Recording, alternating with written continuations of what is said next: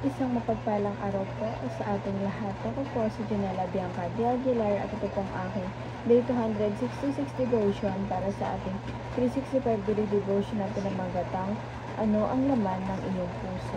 At ang topic natin ngayon ay Special Revelation.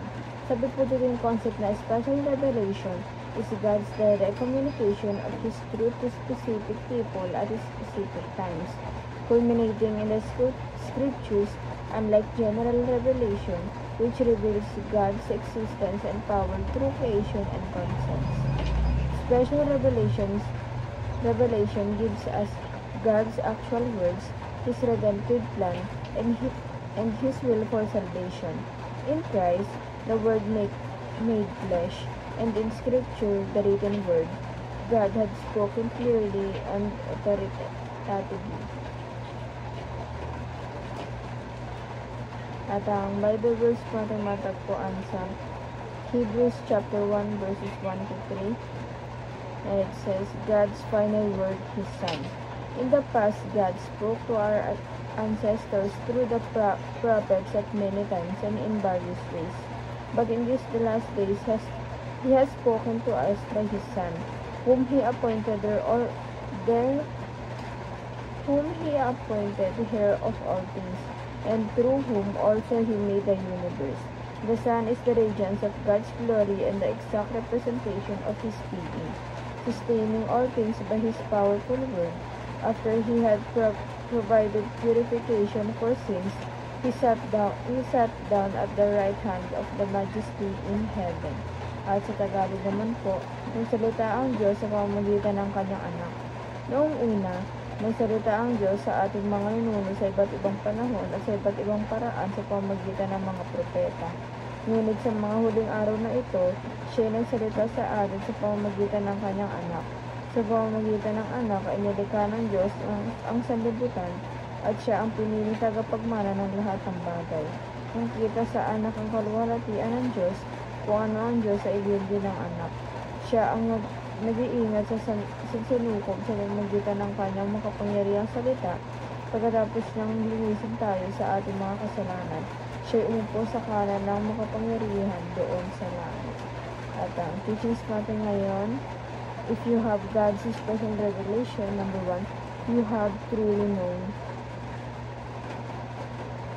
Christ.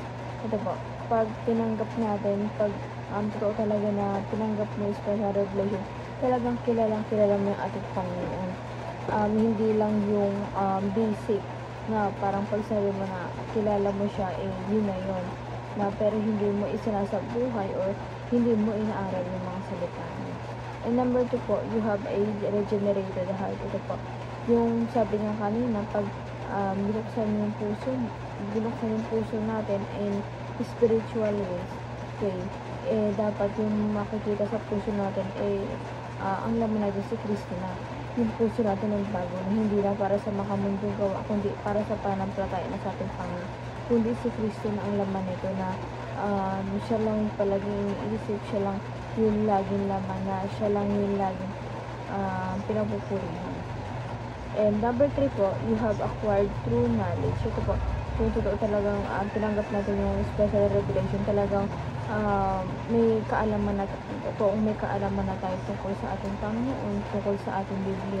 Kasi yung Biblia na yung simbolo na manual natin at yun yung naging special revelation natin sa kanya. Dahil doon nakasulat lahat ng pwede natin malaman. And the application naman po, para tumatay sa ating buhay, number 1, understand that you are set apart. Ito po, kung na-receive na po natin or tinanggap po natin yung special revelation, na kailangan tanggapin natin na parang kakaiba na tayo. Parang hindi yung kakaiba na in a bad way, na in a good way, na set apart na tayo na hiniwala na tayo ng ating Panginoon dito para sa mga makamundong gawa, na yung gawain natin na talagang katulad na ng gawain na para kay Kristo. Ayun na parang, ayun ang advantage natin na kung tayo ay tumanggap at totoong tumanggap sa special revelation.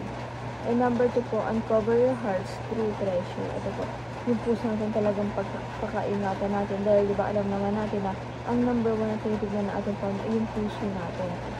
Na yun lang na tayo lahat, wag lang yung puso natin, kailangan naka-align pa rin siya sa ating Panginoon, na kahit anong mangyayari, kahit anong gawin natin, yung puso natin dapat